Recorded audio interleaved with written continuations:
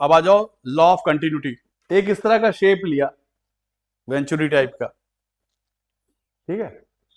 अब इसमें यहां से फ्लो गया, ये स्टेशन 1 है, स्टेशन 2 है, स्टेशन 3 है।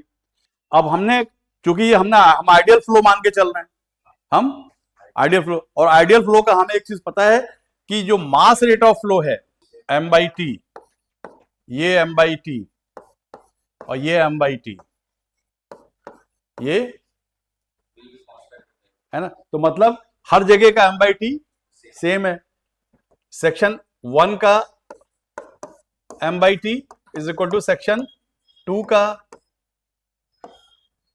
m/t is equal to section 3 का m/t, ठीक है। ये क्लियर है ना।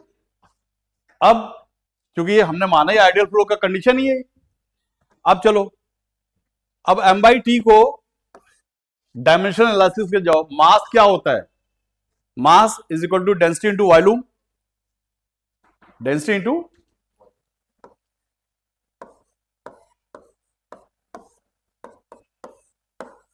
वन टू टी, ठीक है। अब देखो, ये हो गया आपका। अब वन स्टेशन पे डेंसिटी, सपोज डेंसिटी 1 है, ρ1, और वॉल्यूम, ये वॉल्यूम अपॉन टाइम क्या होगा। अब बताओ वॉल्यूम अपॉन टाइम क्या होगा, लेंथ इनटू एरिया, और लेंथ अपॉन टाइम में क्या हो गया, वेलोसिटी। तो यानी हम इतने की जगह v/t की जगह कैन बी राइट AV, लिख सकते हैं पक्का, L इंटू A,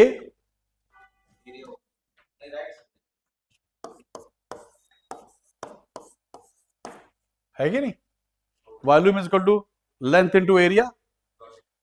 अब इस जगह को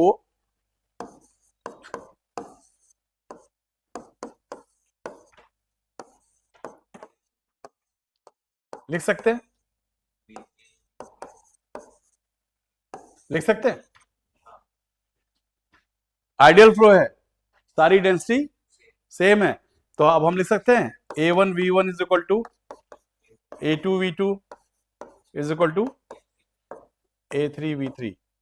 ये है लॉ ऑफ कंटिन्यूटी, इसको हम कहते हैं लॉ ऑफ कंटिन्यूटी।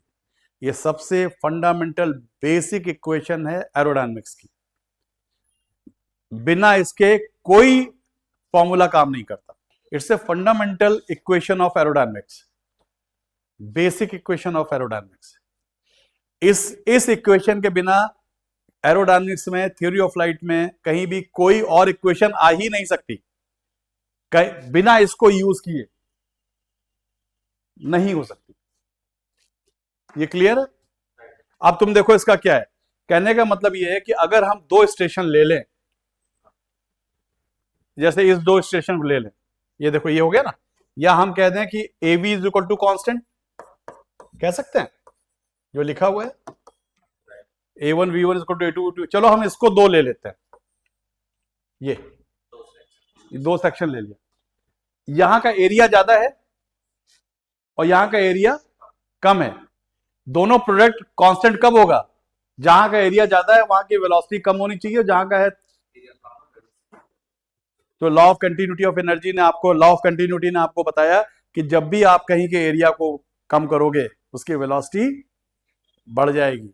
जैसे एक पाइप का पानी ले लो और ऐसे करो, पाइप पानी वहां तक जा रहा है, उसी को दबा के उसके एरिया को कम कर दो, पानी वहां तक जाएगा और हाई वेलोसिटी से जाएगा।